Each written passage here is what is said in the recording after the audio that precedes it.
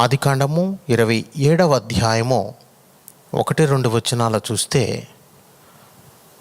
మనుష్యులు ఎరుగని 3 సంగతులు. దేవునికి మాత్రమే ఈ 3 సంగతులు తెలుస్తాయి, మనకు తెలియదయి. మనుష్యులు ఎరుగని 3 సంగతులు. మొట్టమొదటి సంగతి ఏమిటంటే, మరణదినము ఎప్పుడో తెలియదు. ఆదికాండము 27వ అధ్యాయము 1-2 వచనాలు చూస్తే, ఇస్సాకు వృద్ధుడై అతని కన్నులకు మందదృష్టి కలిగినప్పుడు అతడు తన పెద్ద కుమారుడైన ఏశావుతో, నా కుమారుడా అని అతనిని పిలువగా, అతడు చిత్తము నాయనా అని అతనితో అనెను. అప్పుడు ఇస్సాకు, ఇదిగో నేను వృద్ధుడను, నా మరణదినము నాకు తెలియదు. డైరెక్ట్ రిఫరెన్స్ అన్నమాట. ఇక్కడ ఇస్సాకు కుమారుడైన ఏశావు కనబడుతూ ఉన్నాడు. ఏశావు తండ్రి అయిన ఇస్సాకు కనబడతాడు. ఇస్సాకు ఏశావును ఎలాగూ పిలిచాడంటే, నా కుమారుడా అని అతనిని పిలిచాడు. నా కుమారుడా అని ఏశావుని పిలిస్తే, ఏశావు ఏమంటున్నాడంటే, చిత్తము నాయనా. కాబట్టి మనం దేవునిని మాత్రమే చిత్తం ప్రభువా, చిత్తమయ్యా, నీ దాసుడు ఆలకించుచున్నాడు అని దేవుని అనడం మాత్రమే కాదు, భూమి మీద దేవుడు మనకిచ్చిన తల్లిదండ్రులను కూడా గౌరవించడం మనం నేర్చుకోవాలి. ఇక్కడ ఏశావు యొక్క భక్తి కనబడుతూ ఉన్నది. ఏశావు ఏమంటున్నాడంటే ఇస్సాకుతో, చిత్తము నాయనా. కాబట్టి ఏశావు యొక్క భక్తి మనకు కనపడుతుంది. ఏశావు పాపం చేశాడు అని చెప్తాం, కానీ మరి ఏశావు యొక్క మాటలు చూస్తే, ఆయన యొక్క వర్డ్స్ చూస్తే, భక్తిగల కుటుంబంలోనే జన్మించాడు కాబట్టి చిత్తము నాయనా అని పిలిచాడు. అప్పుడు ఇస్సాకు ఏమంటున్నాడంటే, ఇదిగో నేను వృద్ధుడను కుమారుడా, నా మరణదినము నాకు తెలియదు. మనుషులకు తెలియదు, వారి యొక్క మరణదినము ఎప్పుడో తెలియదు. మనం ఎప్పుడు చనిపోతామో మనకు తెలియదు. కాకపోతే ఈరోజే 2వ రాకడ వస్తుందని, ఈరోజే మనం సిద్ధపడి ప్రభువు కొరకు మెలకువ కలిగి ఉండాలి. 2వ రాకడ విషయంలో మనం మెలకువగా ఉండాలి. మరణము తప్పించుట యెహోవా వశము అని కీర్తనాకారుడు చెప్తూ ఉన్నాడు. చనిపోతాము అని బ్రతికిన వారు ఉన్నారు, బ్రతుకుతాము అని చనిపోయిన వారు కూడా ఉన్నారు. చనిపోతామండి అని చెప్పిన వాళ్ళు కొంతమంది బ్రతికిన వాళ్ళు ఉంటారు, మేము బ్రతుకుతామండి అన్నవాళ్ళు కొంతమంది చనిపోయిన వాళ్ళు కూడా ఉంటారు. ఇవన్నీ నేను ఎందుకు జ్ఞాపకం చేస్తున్నానంటే, మనుషులు ఎరుగని సంగతులు 3. మొట్టమొదటి సంగతి మనిషికి తెలియదు, ఇది మరణదినము ఎప్పుడో తెలియదు. ఎందుకంటే ఫ్యూచర్ మనకు తెలియదు, మన యొక్క జీవితము ఎప్పుడు ఎండ్ అవుతుందో మనకు తెలియదు, అది దేవునికి మాత్రమే తెలుసు. ఇస్సాకు అంటున్నాడు, భక్తుడైన ఇస్సాకు, అబ్రహాము యొక్క కుమారుడు ఇస్సాకు ఏమంటున్నాడంటే, వృద్ధుడైనప్పుడు, ఇదిగో నేను వృద్ధుడను, నా మరణదినము నాకు తెలియదు. వర్తమానం వింటున్న దేవుని యొక్క సంగమా, మన యొక్క మరణదినము మనకు తెలియదు. కానీ మనం ఏదో అది చేద్దాం ఇది చేద్దాం అని మనం ప్రణాళికలు వేసుకుంటాము, కానీ మన జీవితం యొక్క ముగింపు ఏ దినమో మనకు తెలియదు. అది దేవుడు మర్మముగా ఉంచాడు. దేవుడు అది విశదీకరించలేదు, దేవుడు అది చెప్పడు. కొన్ని విషయాలు దైవగ్రంథములో, మర్మమైన సంగతులు దైవగ్రంథంలో లిఖించబడినట్లుగా మనం చూస్తాం. కాబట్టి మనుషులు ఎరుగని సంగతులు 3. 1, మరణదినము ఎప్పుడో తెలియదు. 2వది ఏమిటంటే, ప్రభువు రాకడ ఎప్పుడో కూడా మనకు తెలియదు. ప్రభువు 2వ రాకడ ఎప్పుడో మనకు తెలియదు. మత్తయి సువార్త 25:13 మనం చదివిన వాక్యం, ఆ దినమైనను గడి అయినను మీకు తెలియదు గనుక మెలకువగా ఉండుడి. కాబట్టి మనుషులు ఎరుగని 3 సంగతులు ఏమిటంటే, మరణదినం ఎప్పుడో తెలియదు, ప్రభు రాకడ ఎప్పుడో తెలియదు, 3వది చూస్తే అసలు రేపేమి సంభవించునో మనకు తెలియదు. అసలు రేపటిని గూర్చి మీరు చింతించకుడి, రేపేమి సంభవించునో మీకు తెలియదు. యాకోబు పత్రిక 4:14 అంటాడు, రేపేమి సంభవించునో మీకు తెలియదు. మీ జీవము ఏ పాటిది? మీరు కొంతసేపు కనబడి అంతలో మాయమైపోవో ఆవిరి వంటి వారే. కాబట్టి ఇక్కడ 3 విషయాలు. ఇది ఎప్పుడు కూడా మన యొక్క మనసులో, మన యొక్క ఆలోచనలో ఈ 3 సంగతులు మనం ఉంచుకోవాలి. రెండవ రాకడ విషయంలో మనం మెలకువగా ఉండాలి. ఎందుకంటే మనకు 3 సంగతులు మనకు తెలియవు. మరణదినం ఎప్పుడో తెలియదు, ప్రభు రాకడ ఎప్పుడో తెలియదు, రేపేమి సంభవించునో కూడా మనకు తెలియదు. రేపు ఏ ప్రమాదం సంభవిస్తుందో, రేపు ఏ వ్యాధి వస్తుందో, లేకపోతే ఏ ఆశీర్వాదం వస్తుందో, ఏ దీవెన వస్తుందో మనకు తెలియదు.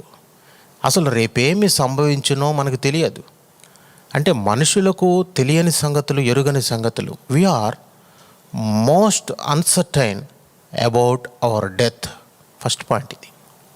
సెకండ్ పాయింట్ ఏమిటంటే we're extremely uncertain of our Lord's coming. రెండవ రాకడెప్పుడో తెలియదు. మూడవది, we're very much uncertain of what is going to happen on tomorrow. రేపేమి సంభవించునో మనకు తెలియదు.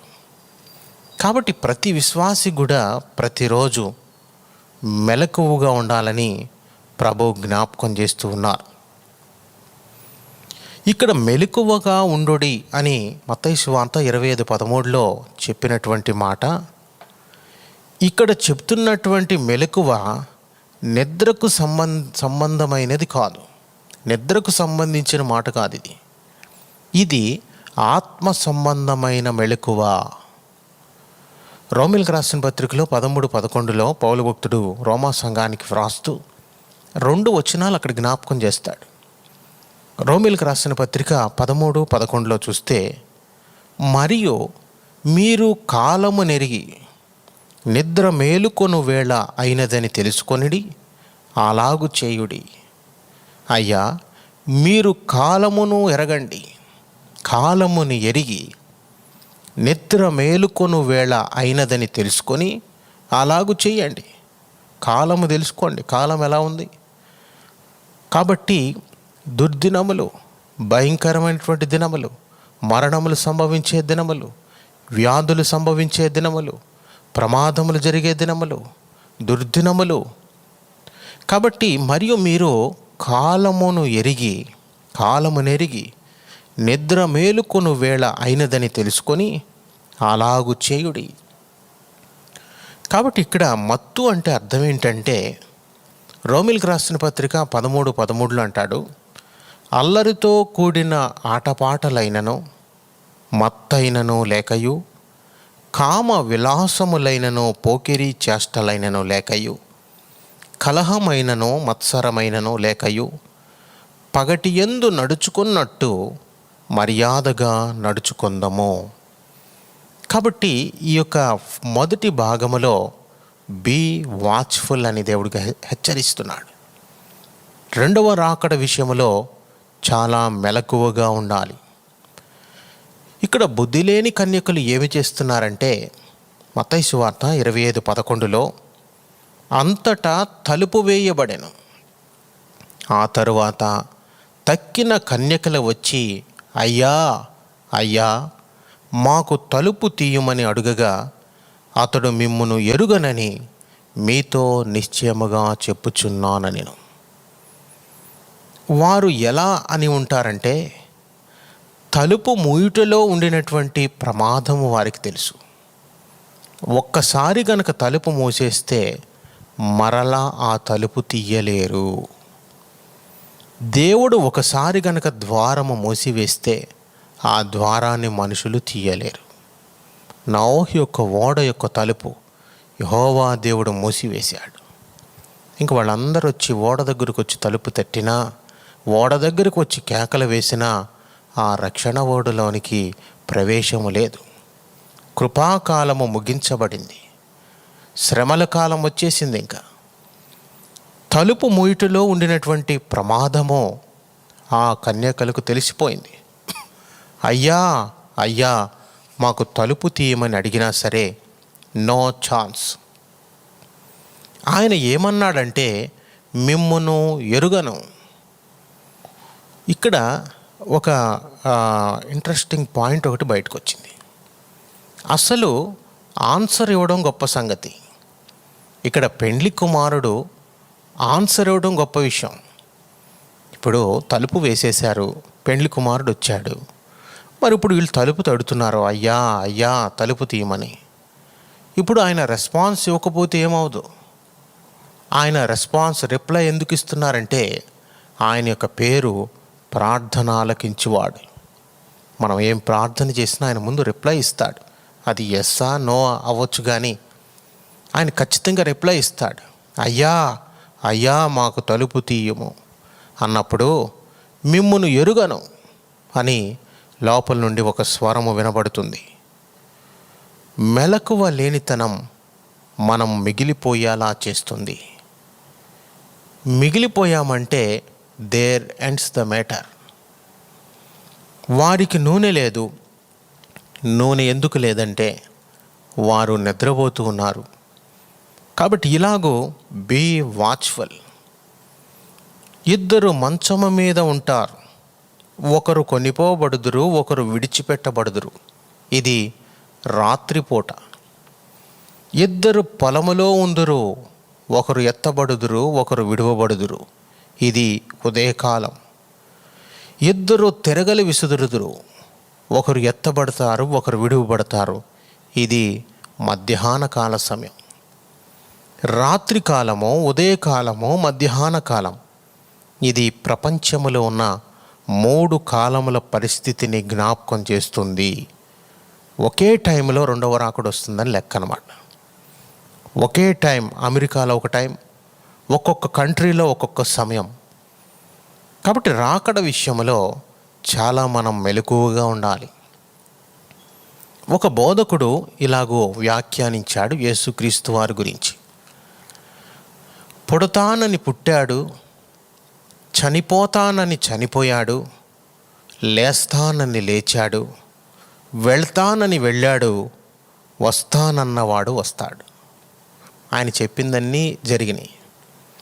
పుడతానని పుట్టాడు, చనిపోతానని చనిపోయాడు, లేస్తానని లేచాడు, వెళ్తానని వెళ్ళాడు, వస్తానన్నవాడు వస్తాడు. ఇలాగూ ఫస్ట్ ప్యారబుల్ మనం కంప్లీట్ చేస్తూ ఉన్నాం. మత్తయి సువార్త 25వ అధ్యాయము 14 నుంచి 30 వచనాలు చూస్తే రెండవ భాగం మనకు కనపడుతూ ఉన్నది. మొదటి భాగం యొక్క టైటిల్ ఏమిటంటే బీ వాచ్ఫుల్ అని చెప్పాను. ప్రభువారి యొక్క రెండవ రాకడ విషయంలో విశ్వాసులు మెలకువగా ఉండాలి. రెండవ సబ్జెక్ట్లో చూస్తే be faithful in Lord's work. Be faithful in Lord's work. ప్రభు పని విషయంలో నమ్మకముగా ఉండాలి. ఇక్కడ ఈ యొక్క ఉపమానములో, తలాంతుల ఉపమానములో, నేను ముందు వర్తమానములలో వ్యాఖ్యానపూరితముగా కొన్ని విషయాలు మనం నేర్చుకున్నాం. ఈ తలాంతుల ఉపమానములో టైటిల్ ఏమిటంటే బీ ఫెయిత్ఫుల్. ప్రభు ఇచ్చినటువంటి తలాంతులలో నమ్మకముగా మనం పని చేయాలి. ప్రభువారు ఏమి చేశారంటే, పరలోక రాజ్యము ఒక మనుష్యుడు దేశాంతరమునకు ప్రయాణమై తన దాసులను పిలిచి తన ఆస్తిని వారికి అప్పగించినట్లుండును. అతడు ఒకనికి 5 తలాంతులను, ఒకనికి 2, ఒకనికి 1 ఎవని సామర్థ్యము చొప్పున వానికిచ్చి వెంటనే దేశాంతరము పోయెను. ఇక్కడ ఒక మంచి విషయం ఒకటి బయటకు వచ్చింది. మత్తయి సువార్త 25వ అధ్యాయంలో సామర్థ్యము చొప్పున తలాంతులు ఇచ్చుట, క్యాలిబర్ను బట్టి తలాంతులు ఇచ్చుట. కాబట్టి 1 తలాంతు తీసుకున్నవాడు ఏమంటున్నాడంటే, నా యజమానునికి పార్షియాలిటీ ఉన్నది అంటున్నాడు. యజమానుడు ఏమి చేశాడంటే వ్యక్తి యొక్క క్యాలిబర్ని బట్టి తలాంతులు ఇచ్చాడు. యజమానుడు ఏమి చేశాడంటే వాని సామర్థ్యమును బట్టి ఇచ్చారు. కాబట్టి ఒక తలాంతు తీసుకున్న వ్యక్తికి రోషము ఎక్కువ, పౌరుషము తక్కువ. రోషము అంటే అసూయను బట్టి వచ్చేది, పౌరుషం అంటే బాధ్యతను బట్టి వచ్చేది. ఇక్కడ ఒక తలాంతు తీసుకున్నవాడు ఎంతో బాధపడుతూ వచ్చి, అయ్యా, నీవు విత్తని చోట కోయువాడవను, చల్లని చోట పంట కూర్చుకుని వాడవనైనా కఠినుడవని నేను ఎరుగుదును. 5 తలాంతులు తీసుకున్నవాడు 5 తలాంతులు సంపాదించాడు. తలాంతులంటే దేవుడు మనకిచ్చిన సామర్థ్యం. పాటలు పాడే తలాంతు, వాక్యము వినే తలాంతు, వాక్యము చెప్పే తలాంతు, ప్రార్థన చేసే తలాంతు, ధనమును సంపాదించే తలాంతు, తర్వాత అనేక మంది బిడ్డలను సంఘానికి తీసుకుని వచ్చే తలాంతు, తర్వాత మంచి వాగ్దాటి కలిగి మాట్లాడడం తలాంతు, మంచి జ్ఞానం అనే తలాంతు. ఇలా ఎన్నైనా మనం తీసుకోవచ్చు. ఏ తలాంతులు మనకిచ్చినా మన క్యాలిబర్ని బట్టి, మన యొక్క సామర్థ్యమును బట్టి దేవుడు మనకిచ్చిన తలాంతులు దేవుని పనిలో నమ్మకముగా మనం వాడాలి. కాబట్టి నీవు విత్తని చోట కోయువాడవు అంటే, నీవు విత్తని చోట కోయువాడవు, అత్యాశ కలిగిన వాడు అంటున్నాడు. ఒకతను పొలమునకు ఏమీ విత్తకుండానే కొయ్యడానికి కొడవలి తీసుకుని వెళ్ళినట్లుగా చూస్తాం. ఎందుకు వెళ్ళాడు? ఏమన్నా అదృష్టం వచ్చి ఏమన్నా నాకు పంట వచ్చిందేమో అన్నట్లుగా ఉన్నది. పంటలో ఆ యొక్క పొలములో విత్తనాలు వేయకపోతే పంట ఎలా వస్తుంది? పొలములో విత్తనాలు వేయకుండానే ఒక 6 నెలలు అయిన తర్వాత ఏమీ వేయలేదు, కానీ 6 నెలల తర్వాత కొడవలిని తీసుకుని వెళ్ళి, అయ్యో, నా పంటలో ఏమన్నా అదృష్టం వచ్చి నా పంట వచ్చిందేమో అన్నట్లుగా వెళ్ళినట్లుగా ఉంది. చల్లని చోట పంట కూర్చుకుని వాడవనైనా కఠినుడవని నేను ఎరుగుదును అని యజమానుని అంటూ ఉన్నాడు.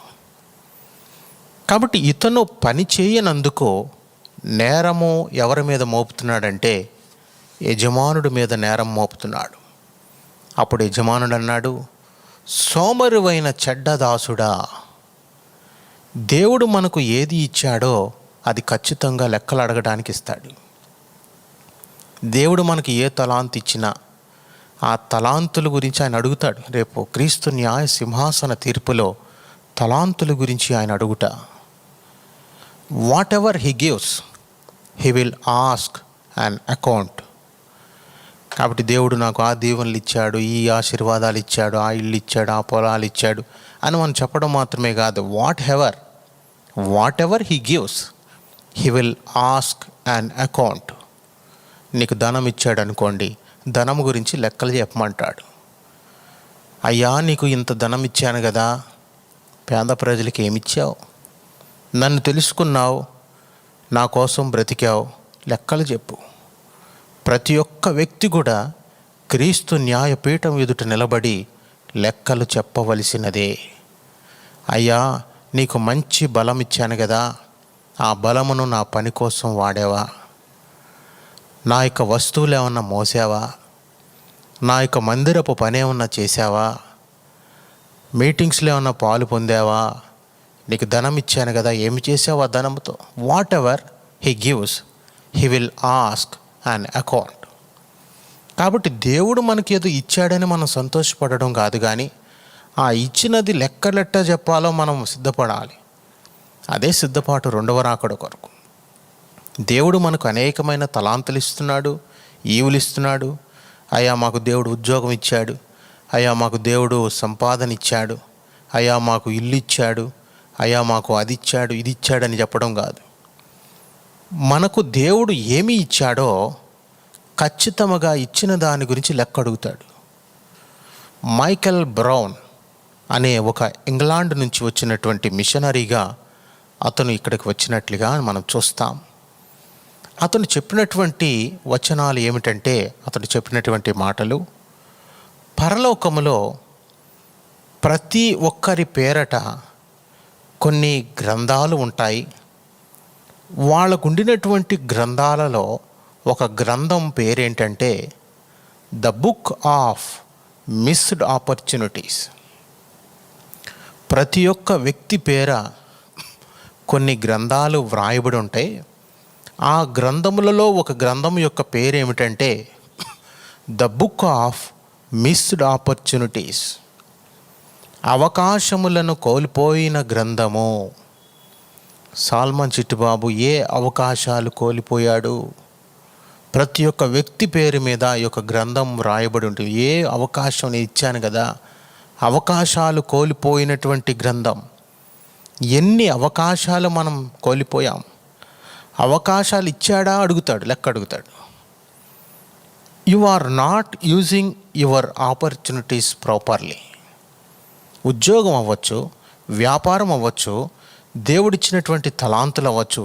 Well done my faithful servant అని మనం అనిపించుకోవాలి. బడా నమ్మకమైన మంచి దాసుడా అని మనం అనిపించుకోవాలి. God is not going to test how able you are. నీవు గొప్పవాడివని దేవుడేం టెస్ట్ చేయడం లేదు, కానీ God is going to test how faithful you are. నీకు ఎంత ఎక్కువ ధనం ఇచ్చావని చెప్పడం కాదు, అసలు నువ్వు నీకిచ్చినటువంటి ధనములో నీవు ఎంత నమ్మకముగా ఉన్నావు, నీవు ఎంత సమర్థుడవో దేవునికి అవసరం లేదు. నీవెంత నమ్మకస్తుడవో దేవునికి కావాలి. సింపుల్ వర్డ్స్ అన్నమాట, సమర్థుడు, నమ్మకస్తుడు. నీవు ఎంత సమర్థుడవో అవసరం లేదు అది, కానీ దేవునికి కావాల్సింది నీవు ఎంత నమ్మకస్తుడవో. నీకు ఇచ్చినటువంటి తలాంతులు ఎంత నమ్మకముగా వాడావు, నీకు ఇచ్చినటువంటి ధనమును ఎలాగో నమ్మకముగా యూటిలైజ్ చేశావు, నీకు ఇచ్చినటువంటి పిల్లలను దేవుని కొరకు పెంచావా, నీకు ఇచ్చినటువంటి సమయము దేవుని కొరకు ఉపయోగించావా, నీకు ఇచ్చినటువంటి ఈవులు, నీకు ఇచ్చినటువంటి సంతానము, నీకు ఇచ్చినటువంటి భార్య, నీకు ఇచ్చినటువంటి భర్త, నీకు ఇచ్చినటువంటి బంధువులు అందరి ఎడల ప్రేమ కలిగి ఉన్నావా? నీకు ఇచ్చినటువంటి సంఘం విషయంలో, నీకు ఇచ్చినటువంటి మందిరం విషయంలో అన్ని లెక్కలు అడుగుతాడు ఆయన. కాబట్టి నీవు ఎంత సమర్థుడవో ఆయనకు అవసరం లేదు. నేను గొప్పవాడినండి, నేను పెద్దవాడినండి అని చెప్పడంలో గొప్పతనం లేదు, కానీ అసలు మనకు దేవుడు కొంచెం ఇచ్చినా ఆ కొంచెములో మనం నమ్మకత్వం కలిగి ఉండాలి. అదే రెండవ రాకడలో ఎత్తబడుట, సిద్ధపడుట. కాబట్టి రెండవ భాగములో మనము నేర్చుకోవాల్సిన పాఠం ఏమిటంటే be faithful in Lord's work. మూడవ భాగంలో చూస్తే show mercy for the lord's people. ఎంతోమంది దేవుని యొక్క సేవకులు ఆహారము లేక ఉన్నారు. ఎంతోమంది దేవుని యొక్క సేవకులు అనేకమైన ప్రాంతములలో దేవుని సేవ చేస్తూ ఉన్నారు. ధనము లేక ఉన్నారు, వస్త్రాలు లేక ఉన్నారు, వారికి సరైన గృహాలు లేకుండా, మందిరాలు లేకుండా అనేక మంది సహాయం కోసం చూస్తూ ఉన్నారు. Show mercy for the lord's people. మనము అల్పులతో మనం సమయం గడపాలి. మనం అల్పులపై మన దృష్టి ఉంచాలి. మనం అల్పులపై మన యొక్క శ్రద్ధ ఉండాలి. జార్జ్ ముల్లర్ ఆయనకు దర్శనం రావడానికి కారణం ఏంటంటే, ఆయనతో దేవుడు మాట్లాడినటువంటి మాట ఏమిటంటే కీర్తన 68:5. దేవుడికి ఆయనకి ఇచ్చినటువంటి వాగ్దానం ఏమిటంటే, ఆయన జీవితాన్ని మార్చివేసినటువంటి వాక్యం ఏమిటంటే 68వ కీర్తన 5వ వచనం. తన పరిశుద్ధాలయమందుండు దేవుడు తండ్రి లేని వారికి తండ్రియు విధవరాండ్రకు న్యాయకర్తయునై ఉన్నాడు. తండ్రి లేని వారికి ఆయన తండ్రిగా ఉన్నాడు, విధవరాండ్రకు ఆయన న్యాయకర్తయునై ఉన్నాడు. ఈ యొక్క మాటను పట్టుకుని ఎన్నో సాంఘిక పరిచర్య చేసినట్లుగా మనం చూస్తాం. ఆయన మైండ్ అంతా డిస్టర్బ్ అయిపోయింది.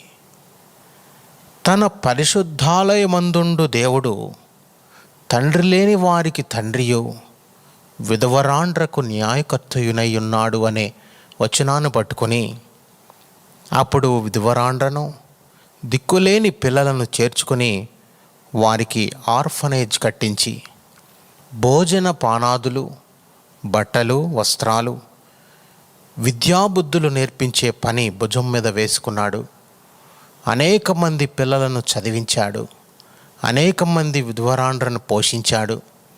తండ్రి లేని పిల్లలను ఆయన చేర్చుకుని వారిని ఆదరించి వారికి భోజన పానాదులు, వస్త్రాలు, బుక్స్ అవ్వచ్చు, వస్త్రాలు అవ్వచ్చు, విద్యలు నేర్పించాడు. జార్జ్ ముల్లర్ చనిపోయే నాటికి డాడీ అని పిలిచి అనాథులు 3,000 మంది ఉన్నారు. అయ్యో డాడీ చనిపోయావా అని ఏడుస్తున్నారు 3,000 మంది అనాథ పిల్లలు. వారు ఏడ్చిన ఏడ్పులు ఎవరి వల్ల, వారిని ఓదార్చడం ఎవరి వల్ల కాలేదు. డాడీ అని ఏడ్చారు. ఇక్కడ ఉన్న కాంటెక్స్ట్ ఏంటంటే, ఇశ్రాయేలు ప్రజలకు మత్తయి సువార్త 25వ అధ్యాయంలో 31 నుంచి 46 వరకు వారు చెరసాలలో ఉన్నప్పుడు ఇక్కడ కొంతమంది బిడ్డలు వారిని పరామర్శించారు. వారు పరదేశులై ఉన్నారు కాబట్టి వారిని చేర్చుకున్నారు. వారికి వస్త్రాలు ఒకవేళ లేకపోతే వస్త్రాలు ఇచ్చారు. వారు దప్పిగొంటే దాహం తీర్చారు. వారికి భోజనం పెట్టారు. వారికి అనేకమైన విధాలుగా సహాయపడినటువంటి అన్యులను దేవుడు వారిని కూడా 1000 ఏండ్ల పాలనలో ప్రవేశపెట్టడం మత్తయి సువార్త 25వ అధ్యాయం 37 నుంచి 46 చూడగలం. జార్జ్ ముల్లర్ వలె మనం అవ్వకపోయినా సరే 3,000 మంది అనాథ బిడ్డలు డాడీ అని ఏడుస్తున్నారంటే మరి అతను ఎంతమందిని ఓదార్చాడు, ఎంతమందిని పోషించాడు, ఎంతమందికి ఆహారం పెట్టాడు, ఎంతమంది ఎడల జాలి చూపించాడు. Show mercy for the lord's people. దేవుని ప్రజల పట్ల మనకు దయ లేకపోతే క్రీస్తు 2వ రాకడలో మనం ఎలాగ ఎత్తబడతాం? క్రీస్తు 2వ రాకడ కొరకు మనం ఎలాగ సిద్ధపడతాం? క్రీస్తు 2వ రాకడ కొరకు మన సిద్ధపాటు be watchful, be faithful, be merciful. కాబట్టి ఇలాగూ జార్జ్ ముల్లర్ గారు మరి ఆయన గురించి నేర్చుకోవడం ఎంతో ధన్యతగా భావిస్తూ ఉన్నాను. కాబట్టి ప్రభు చిత్తమైతే మహిమగల సింహాసన తీర్పు ఇంకా లోతైన అనుభవాల్లో నుంచి మనం నేర్చుకుందాం. అంతవరకు దేవుని యొక్క కృప మనకు తోడేయండి, నడిపించడం కాక. చిన్న ప్రార్థన చేద్దాం ఈ యొక్క కార్యక్రమాన్ని ముగించే ముందు. వింటున్న బిడ్డలు క్రీస్తు 2వ రాకడ కొరకు సిద్ధపడినట్లుగా చక్కగా వారు మెలకువగా ఉండి be watchful, be faithful, be merciful. మహాపరిశుద్ధుడా, ప్రేమస్వరూపి, దయగలిగిన మా తండ్రి, మా యొక్క బిడ్డలు, వర్తమానం వింటున్న బిడ్డలు క్రీస్తు 2వ రాకడ విషయంలో మెలకువగా ఉండేటట్లుగా, నీ యొక్క పని విషయంలో నమ్మకత్వం కలిగి ఉండేటట్లుగా, నీ ప్రజల పట్ల దయ కలిగి ఉండేటట్లుగా be watchful, be faithful, be merciful అనే 3 విషయాల ద్వారా మాతో మాట్లాడిన లేఖన పాఠములను బట్టి స్తుతిస్తూ ఉన్నాం. ఎంతోమంది బిడ్డలు టీవీ కార్యక్రమాల ద్వారా దీవించబడుతున్నారు, ఆశీర్వదించబడుతున్నారు. అనేక సంవత్సరాల నుంచి జరుగుతున్నటువంటి ఈ పరిచర్యను ఇంకా దీవించి ఆశీర్వదించి వింటున్న బిడ్డలు వినగలిగే చెవి, గ్రహించగల హృదయాన్ని దయచేస్తున్నావు. ఇన్నాళ్ళు నడిపించావు, ఇక ముందు కూడా నడిపించి నీ 2వ రాకడ కొరకు మేము సిద్ధపడి బడా నమ్మకమైన మంచి దాసుడా అని అనిపించుకునే గొప్ప ధన్యత, కృప, భాగ్యము ప్రతి ఒక్క బిడ్డకు అనుగ్రహించి దీవించి ఆశీర్వదించమని క్రమంగా వీక్షిస్తున్న మా యొక్క బిడ్డలను ఒకవేళ అస్వస్థత కలిగి ఉంటే స్వస్థపరిచి, ఒకవేళ ధనము లేకపోతే ధనము దయచేసి, ఒకవేళ జ్ఞానము లేకపోతే జ్ఞానము దయచేసి సర్వసత్యములోనికి నడిపించి దీవించి ఆశీర్వదించమని యేసు నామములో ఈ ప్రార్థన సమర్పిస్తూ ఉన్నాను తండ్రి. Amen, amen, amen.